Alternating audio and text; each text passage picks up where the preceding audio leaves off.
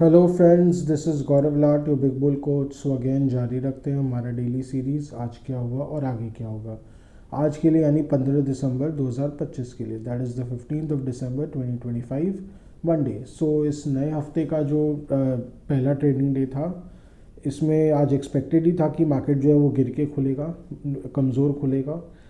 ऐसा क्यों? ऐसा इसलिए क्योंकि शुक्रवार को रात को जो अमेरिकन मार्केट्स थे वो काफ़ी कमज़ोर थे। खास करके टेक स्टॉक्स में तो अच्छी बिकवाली देखी गई। वहाँ का जो यूएस टेक 100 है वो 500 पॉइंट्स से ज़्यादा खिसक के, यानी 2% से ज़्यादा गिर के बंद हुआ था। और वहाँ का जो डाउ था वो भी, उसमें भी नरमी थी। हालांकि उसमें ज़्यादा नरमी नहीं थी डाउ जोन्स में, पर कहीं ना कहीं ओवरऑल नरमी थी वहाँ। उसमें 200 पॉइंट्स की नरमी थी। पर कहीं ना कहीं मूड जो था वो लार्जली बैरिश था, तो उसका भी असर पड़ा ही इंडियन मार्केट्स पे।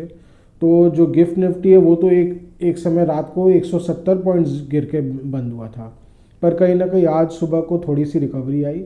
क्यूज़ वही कह रहे थे कि लगभग 100 पॉइंट्स तक गिर के खुल सकता है, और ऐसा ही हुआ। मोटा मोटी 80 पॉइंट्स के आसपास गिर के खुला निफ्टी है, पर अगेन वहाँ पे अगेन टिक नहीं पाया। लगता है वहाँ पे कोई बाइंग इंटरेस्ट था ही नहीं, और उसके बाद एकदम फिर से और खिसका। एकदम से लगभग 26,000 के लेवल पे जा गिरा फ्यूचर पे, दैट इज़ निफ्टी फ्यूचर जो है वो लगभग 26,000 पे जाके फिर रुका।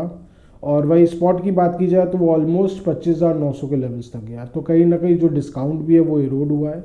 वो 100 पॉइंट्स के नीचे, मैंने जो सॉरी प्रीमियम है, स्पॉट और फ्यूचर के बीच का जो प्रीमियम है वो कहीं ना कहीं वो भी इरोड हुआ है। नो डाउट जैसे जैसे महीना आगे बढ़ रहा है वो भी इरोड होगा ही। उसके कारण वो जो इरोजन हुआ उसका भी कुछ ना कुछ एक असर दिखा। तो कहीं ना कहीं निफ्टी जो है वो 25,900 पे जाके संभला। नो डाउट ऐसा लग रहा था कि कहीं अगर सेलिंग मोमेंटम आ जाएगी तो हो सकता है निफ्टी जो है वो 25,900 के लेवल को भी रोक ना पाए। पर कहीं ना कहीं वहाँ पे एक डबल बॉटम जैसा स्ट्रक्चर बना, अगर आप चार्ट्स में देखें तो कहीं ना कहीं एक डबल बॉटम का स्ट्रक्चर बना वहाँ पे। और लग रहा था कि अब यहाँ से नीचे तो निफ्टी जो है जाने का मन नहीं दिखा रहा है। और फिर उसके बाद धीरे धीरे थोड़ी रिकवरी आई, पर अगेन रिकवरी जो है वो 30-50 पॉइंट्स रिकवर होके निफ्टी जैसे फिर से रुक गया, अपने 200 पॉइंट्स के मूविंग एवरेज के आसपास जाके रुक गया। और वहाँ पे एक बार लग ही रहा था निफ्टी ब्रेकआउट करेगा, और फिर वहाँ से जैसे बेज ने एकदम से फिर से अटैक किया। एक बेयर अटैक आया, लेकिन उसको अगेन बेयर अटैक को कहीं ना कहीं रोक दिया गया। और खासकर कि बैंक्स में तो बहुत ही अच्छी लेवाली देखी गई, और उसके कारण निफ्टी जो है फिर लगभग मोटा मोटी देखा जाए एक समय पे ग्रीन में ही आ गया था।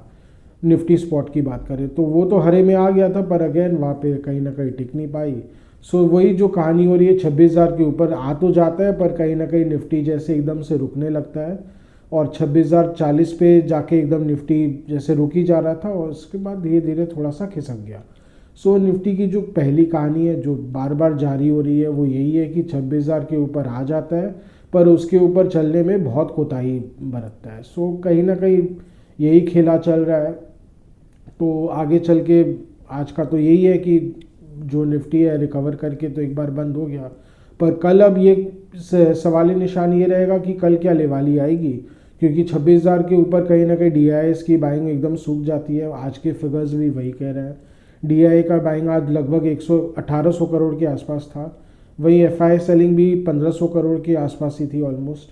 तो कहीं ना कहीं ऑलमोस्ट जैसे एक फिक्स मैच लग रहा था कि डी एफ आई एस जो बेच रहे थे डी आई एस चुपचाप ले ले रहे थे, और उसके अलावा उनको कोई जैसे इंटरेस्ट नहीं था। उसके बाद मार्केट अपने आप जो करता रहे। तो मार्केट में एक टेक्निकल रिकवरी तो आ गई, पर अगेन वही प्रॉब्लम है, रिकवरी जो है ज़्यादातर टिक नहीं पाती है, बिकॉज 26,000 के ऊपर लेवाली नहीं आती है। 26,000 के ऊपर मार्केट निफ्टी का टिका रहना फिलहाल एक बार ज़रूरी है, अगर निफ्टी को और फर्दर ऊपर जाना है। अगर यहाँ पे टिक के रह पाता है तो अगेन 26,150 के लेवल्स को टच करना चाहिए, टेस्ट करना चाहिए। वहाँ पे अगर ढंग से कोई बाइंग इंटरेस्ट आएगा, पॉजिटिव न्यूज़ फ्लोज कुछ देखने को मिलेगा, ट्रिगर्स मिलेंगे, तभी निफ्टी जो है वो 26,300 के लेवल्स तक जा पाएगा। नहीं तो वही कहानी चलती रहेगी, 26,000 के ऊपर टिक एक बार कुछ देर रहेगा, वहाँ से फिर थक जाएगा, और फिर वहाँ से वापस नीचे गिर के 25,700 या 800 के लेवल्स पे खिसक जाएगा। वही चलते रहेगा। एक सीमित दायरे में ही निफ्टी जो है ये महीना मोस्ट लाइकली रहने वाला है, 25,700 से लेके 26,300 के लेवल में। हालांकि बहुत सीमित भी नहीं है, 700 पॉइंट्स का दायरा, लगभग 300 पॉइंट माने 3% का दायरा होता है, तो वैसे ख़राब नहीं है। मार्केट के हिसाब से। कई बार जो निफ्टी जो है ऐसा अगर आप हिस्ट्री में देखें तो 1 से 2% के दायरे में ही बंद के रह जाता है। सो कहीं ना कहीं वो भी एक फैक्टर है, अगर उसमें भी निफ्टी मूव करते रहता है तो कोई बहुत ख़राब नहीं है। पर हाँ, वही है कि निफ्टी में ज़्यादा मूवमेंट नहीं है तो कहीं ना कहीं ज़्यादा वॉलेटिलिटी नहीं है, तो एक ट्रेडर पॉइंट ऑफ व्यू से बहुत ज़्यादा अपॉर्चुनिटीज़ भी नहीं है मार्केट में, because volatility is very minimal, predictable भी हो जाता है। ऑप्शन प्रीमियम राइटर्स के लिए तो ये जैसे एक मतलब उनके लिए तो एक इजी प्लेस हो गया, मैंने इजी गो जोन हो गया, बहुत प्रिडिक्टेबिलिटी, आराम से दूर के ऑप्शन सारे खा लो, प्रीमियम राइट करके बैठ जाओ कि कुछ होएगा ही नहीं। बहुत कम चांसेस है कि कुछ होगा भी डिसाइसिव, नहीं तो मार्केट में डिसाइसिव कुछ भी नहीं होगा। सो मार्केट में डिसाइसिव होने का वही एक चांस है अगर इंडो यूएस ट्रेड डील दिसंबर के महीने में हो जाती है, नहीं तो उसके अलावा कोई ऐसे मेजर ट्रिगर्स नहीं है। हालांकि एक्सपोर्ट नंबर्स आए हैं इंडिया के, जो नवंबर के ट्रेड एक्सपोर्ट फिगर्स आए वो काफ़ी अच्छे आए हैं, तो यूएस को जो एक्सपोर्ट इंडिया का बढ़ा है टैरिफ के बावजूद, तो कहीं ना कहीं जो इलेक्ट्रॉनिक सामान है और कई सारे बाकी सामान है उनमें जो बढ़ोतरी हो रही है वो तो साफ दिख रहा है एक्सपोर्ट के फिगर्स में। पर कहीं ना कहीं आगे चल के ये प्रॉब्लम्स करेंगे, अब चूँकि मेक्सिको ने भी इंडिया के ऊपर टैरिफ लगा दिया जो जनवरी से लागू हो जाएगा, 1 जनवरी से ही, तो वो भी कहीं ना कहीं इंडिया के लिए मुसीबत का सबब तो बनेगा ही। हालांकि एक ग्रीन शूट है, ये है कि अभी एक इनिशियल रिपोर्ट्स आ रहे हैं कि हो सकता है रिपब्लिक डे के दूसरे दिन ही इंडो ईयू ट्रेड डील इन भारत और यूरोप के बीच, यूरोपीय संघ के बीच का जो ट्रेड डील है वो साइन हो जाए। अगर ऐसा होता है तो इंडिया पॉइंट ऑफ व्यू से तो बहुत बहुत पॉजिटिव है, because it will be a major win. कहीं ना कहीं इंडिया को एक बहुत एक्सक्लूसिव एक्सेस मिल जाएगा यूरोपियन मार्केट के लिए। क्योंकि चाइना के साथ भी उनके ऑलरेडी ट्रेड इश्यूज चल रहे हैं, और जैसे जैसे इंडिया के साथ और ट्रेड कोऑपरेशन बढ़ेगा इंडिया के लिए बहुत अच्छा है और ईयू के लिए भी अच्छा है, क्योंकि ईयू के यूरोपीय संघ जो है वो उसके साथ चाइना के साथ तो ट्रेड इश्यूज चल ही रहे हैं, अमेरिका के साथ भी ट्रेड इश्यूज चल ही रहे हैं, और उसके अलावा डिफेंस इश्यूज और बाकी सब पॉलिटिकल इश्यूज भी चल रहे हैं। उनके बीच जो गर्मी थी, एक गर्माहट थी उनके रिलेशंस में, वो धीरे धीरे अब ख़त्म होते जा रही है। ट्रम्प बाबू का जो रवैया उनके प्रति अब काफ़ी सख्त रहा है।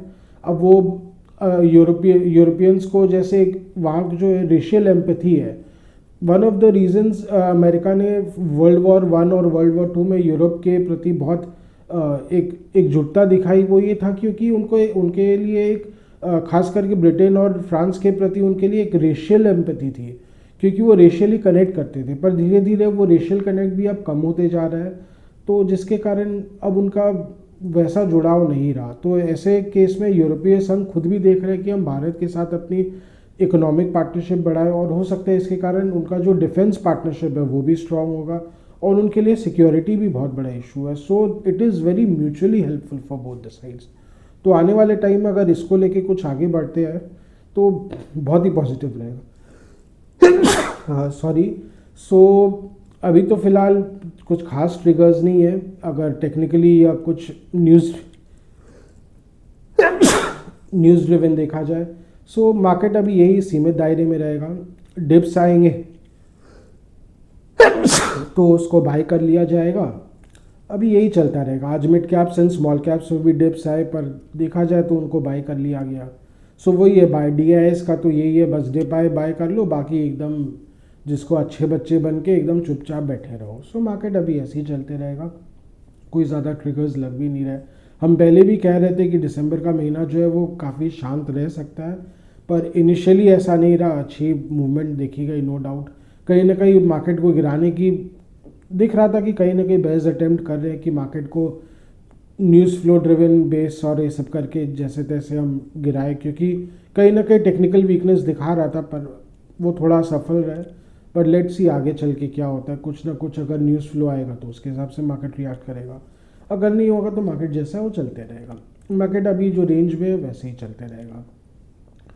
सो यही था मोटा मोटी आज का लेखा जोखा, आज का डेली व्लॉग यहीं तक रखते हैं। आशा करें कि आपको हमारी डेली व्लॉग्स अच्छी लग रही हो। Do like share and subscribe to our channel, do hit the bell icon for regular update on our videos. And उसके अलावा अगर आपको कुछ स्टॉक स्पेसिफिक जानना हो तो please write in a comment section, we will get back to you and help you in any way possible as much as possible. और आपको कुछ सजेशंस देना हो, फीडबैक देना हो तो again right in a comment section your suggestions feedback they matter to us, they help us grow. So thanks for today.